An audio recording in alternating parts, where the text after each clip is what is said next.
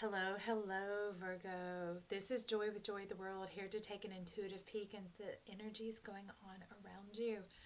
So, if you're new here, make sure you click that subscribe button and also ring the bell, and they'll be sure to notify you anytime I post new videos.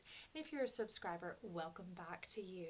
Also, if you find you like the content that we provide here at Joy of the World, be sure to give us a big thumbs up and share. So let's take a deep dive in and see what's going on for Virgo. Give us a clear picture of what energy Virgo's navigating right now. Ooh. Okay, something's going on back here. All right. Hang on there. Yep, there's more. Okay, there's a bigger story than what we thought. Just a second, Virgo. For some reason, these are clinging to each other. So there's a deeper story here. So let's just start at the top. Number 32, you came in with magic prayer. It's really about learning to let your hair down. I could do a great shot and fling it, let mine frolic down, but that's what you want to do. You're wanting to let your hair down and really let the power of your magic flow. No longer having to just relegate it to use for others' behalf, but being able to feel it for yourself, to feel the wind in your own hair, to feel your spirit animate your life and your body, and like it leads you up to ecstasy. It really creates this shroud of beauty around you. Like, what is that? There's something hidden here. Hang on a second. Powerful instinct. But also you're wanting yourself to know that what is good for you is for the greater good. So take your mask off. Let your hair down. Let the magic take you over. And what was hiding back behind this is this card. Let's see what it is. It's number 31, Dry Desert. Okay, so where everyone may see you like this, the person who can always make it happen, you can dream up stardust, you can pull it out of nowhere, you can always bring it through. When no one else can, you can do it. We can count on you, Virgo. That's what they're saying, that energy here. And although that's true, this may be what they're seeing, and this is truly what you're wanting to feel, because you've done that so much ad nauseum for like the greater good and the greater cause. And there's a never-ending line of people lining up saying, you do it, you've got the power, you've got the energy. Well, guess what? So do they. But it's easier to let someone who's mastered it, who also has mastered, self-control and spiritual practice and putting the greater good ahead of their own good, left you like this, dry as a desert. Your creativity, you've overworked yourself to such that there's nothing left. I see abandoned silos out here, things that used to store up extra, that once you were very abundant, but now there's nothing but your own footprints in the sand. It's lonely out there for you. It seems that you've almost become a factory for people's wishes, that when they want things, hey, we come on in, and here we take and we take and we take, but I see that there's not a return. There's not a give, and you're not doing it for the return. But humanity and how we came here to operate is to connect and to be in that infinity, that what goes out from us returns to us in its own way, flavor, and form, because we are connected and love is divine like that. But you've been cut off. You've been surrounded by users and coercers, like people who, they say coerce, extract. So they extract from you through coercion. And you've ended up dry. No water left for your own soul. I mean, look at the contrast of these cards. Oh, and they're okay, they're 31 and 32. Putting the cart ahead of the horse. Look. So this is your true heart's desire, and it's because it's true wisdom. Saying put yourself first. And I know that sounds like, oh, that's ego. Oh, that's wrong. No, that's what I got to say about that. Just big old raspberry on that one, because it's not true. We've all heard the airplanes say, put your mask on first, and that makes it right and true. Now it is, but it's also because if the fountain runs dry, what does everybody else have? Nothing. But you need to feed, nourish, and take care of yourself, because you're the fountain, the flow from which this synergy, this energy, this delightful magic, this divineness flows through. But let's see what else you brought out with it. The one that I had to go back and look for, okay? That means something right there. It's number 38. Heal the ouch. Okay, so this is more of a heart issue. It's, you know, you kind of take it on the chin of taking it for the team and doing one for the team, and you like, not even, you don't even cheer yourself on anymore. It's like a Heidi Ho good mantra of pony up, you know, contribute, do your part, because you think that's your part. Okay, so that's where it's off a little bit. Then when you know this isn't your part, because if you were doing your part, you wouldn't be dry. You're doing your part and their part and that person's part and that one's part and that one's part and that one's part and that one's part. Because a lot of people love to eat the cake, but not everybody wants to bake it. If you've ever heard the story of the Little Red Hen, so Little Red Hen and all of her little friends, she goes out one day and sees a grain of wheat. And Little Red Hen says, oh, I'm going to take this grain of wheat and I'm going to plant this grain of wheat. She plants a grain of wheat and tends a grain of wheat and grows the grain of wheat. And then eventually it comes time to harvest. And she asks all those friends who were there, who would like to help me harvest this wheat? I won't, they say. And she says, well, I will. She takes it out there, her determined self, and she harvests that wheat. And she brings it in. She says, who will help me take it to the mill? Who will help me grind it? I won't, they all say, because they're out busy playing and frolicking and, you know, relishing in the cool waters as Little Red Hen is doing the work. And she says, well, I will. So Little Red Hen grinds the wheat and goes to get it ground and takes it off. And she brings it back as flour. She says, who will help me bake the bread? And they all chime in the same sad story that they always do. I won't. I won't be responsible for that. I won't apply myself to do the work for that. I'm not going to expend my energy for that. I'm not going to do that. Okay? And that's where you're coming up dry, is you're doing everyone else's part. But then here's the clincher. A little while later, they smell that smell. See, everything else was just the work. It wasn't the reward. But plenty of people want the reward without the work. And the work is what gives us character, but it is the magic. There's more than just the magic of what others see. It's what we get to experience being on the inside track in that creation, in that production, in that sharing and caring, right? That's what they're being shortchanged and missing out on. But you're being overused and you're being extracted and malnourished and disconnected. So back to the story.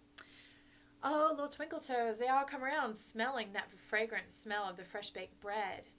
And Little Red Hen says, who will help me eat this bread? And all the friends chime in, I will. And she says, no, I will. And she sits down and she eats and enjoys the reward of her hard labor. She nourishes herself, and that's what life, I think, is wanting to say here, because I didn't know where they were going. I love that story and know it quite well. They're saying, if others won't connect and nourish you, nourish and feed yourself. If they're not there to contribute to the work in the process, you aren't shutting them out. They chose to shut themselves out. That's the clarity of perspective that you're needing to see here and heal the ouch. Because it's the eyes of your heart. You want to see them as good intention, but you're lying to yourself and throwing yourself under the bus, and you're running up dry and you're running on empty, and that leads to health issues, okay? So they've kind of got their finger pointing on that. Let them know that.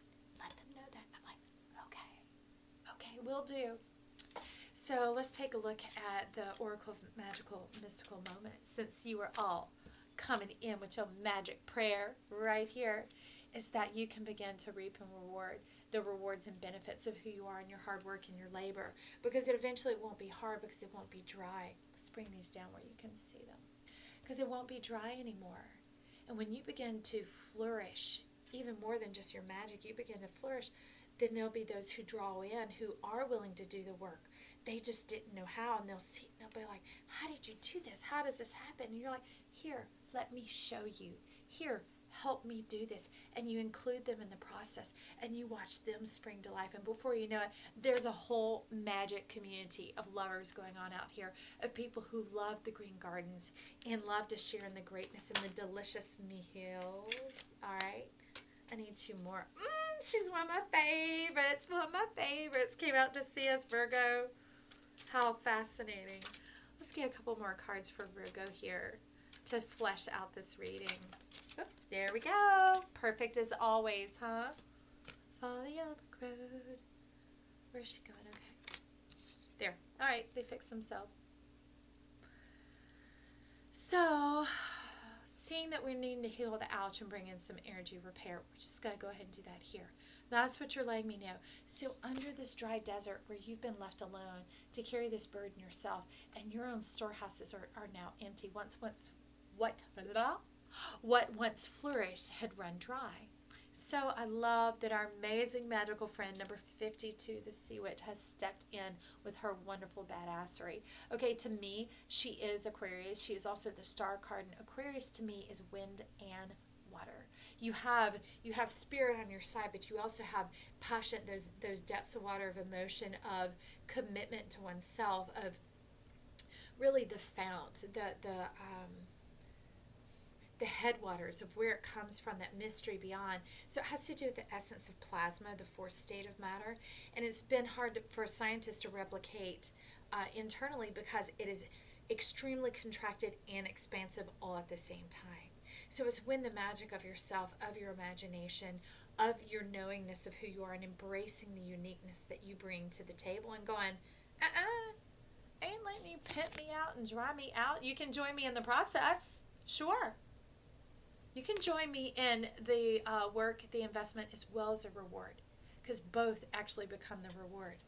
It is the growth. It is the return as well. But that's what Sea Witch has come in to do here, is to boss you up on who you are. Look, take a closer look. Can you see why I love her? She looks so much like my niece, and my niece is a dynamic person. So I love it. Her little fish that she brings along in the air with her, her little clutch purse, has all of her goodies and all of her secret wisdoms of the deep in there with her. And she's like a jellyfish. She's coming along because jellyfish, you can think they float along. They do allow themselves to float with the nature of the current, saving their energy. But they also do direct and guide themselves as well. They're following energetic maps. It's totally wild and wicked to watch. But I live here at the beach, and I've lived here at the ocean for 7 or 8 years now, and to watch the magic of how they respond to anyone's presence being around is totally wild to see how that happens and how they navigate. She's a crown of thorns. Okay, so she just pursed up her lips and she said, cross me one more time. And that's a little bit of a warning to you of, don't do this to me again. Don't do this to us again. Because this is your spirit force as well. They're coming along, your team, going, don't do this to us again. And it's not that they're going to hurt you, but you're going to hurt yourself. That's why they were warning of health issues. It's going to turn a corner where you have a big, long, ugly lesson, and they don't want to go there. That's why they've come in now, to let you know. Quit putting the cart before the horse. To get in there and do the work, but include others along with you. But also to know to go with the flow. To not always fight it. And to be at the helm of your own ship. See, she's got that power windmill, like a hand fan, going like sailboats. Most of them do also have a motor on there as well, for when the wind kind of dies down. When your spirit is kind of going dim and getting thin, you just cut on that motor, that little bit of go-go juice, and you steer yourself in the right direction.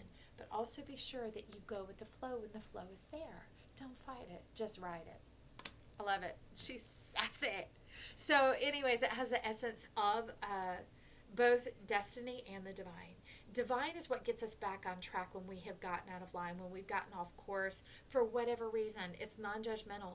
It's literally about, because like the judgment card has to do with clear thinking on how to get on the same page, because it's the X and the X, it's the 20, right? How to get on the same page with your perfection. And to me, perfection means it all works out. It's like recalibrating on the GPS. It gets you back up where you belong. And then you have the destiny going on as well, which is how it was always meant to be. And that's what the divine has done here, stepped in to get you back as how you were always meant to be. And so underneath this magic, was it prayer? Yeah. Magic prayer number 32, your creative union, this being able to enjoy the life that you've been afforded, steps in number 38, the lullaby. Take a look. It's like the energy of this card is letting me know, drink the moment in. Take the moment to ponder.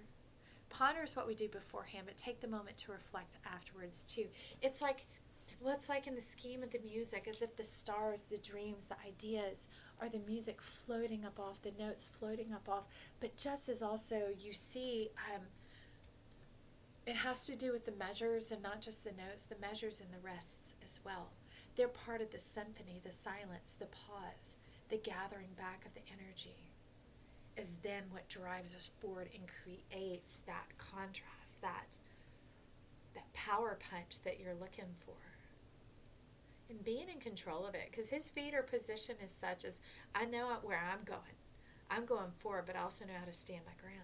Because I know what I'm doing here. I'm following along with the music, the rhythm of my heart, the rhythm of my soul, the way I work, the way I rest, the way I recover and restore. Because we should be doing that every day. That's why we eat. That's why we sleep. That's also why we take time to be quiet and reflect. And don't do it just when you're climbing into bed so that your mind can clamor around and be noisy like pans, rifling through pans in the bottom drawer. Do it earlier on. Process it. You know, in the shower, in the tub, on a walk, on a bike ride, whatever else. Just tell yourself, hey, self, you can process that now and get the noise and the debris off. And then what is excess, what is the wrappings and the trappings, just go ahead and cast it off now. Give yourself permission to do that, because you have to open in order to do that, like here, knowing where you're going and standing your ground at the same time.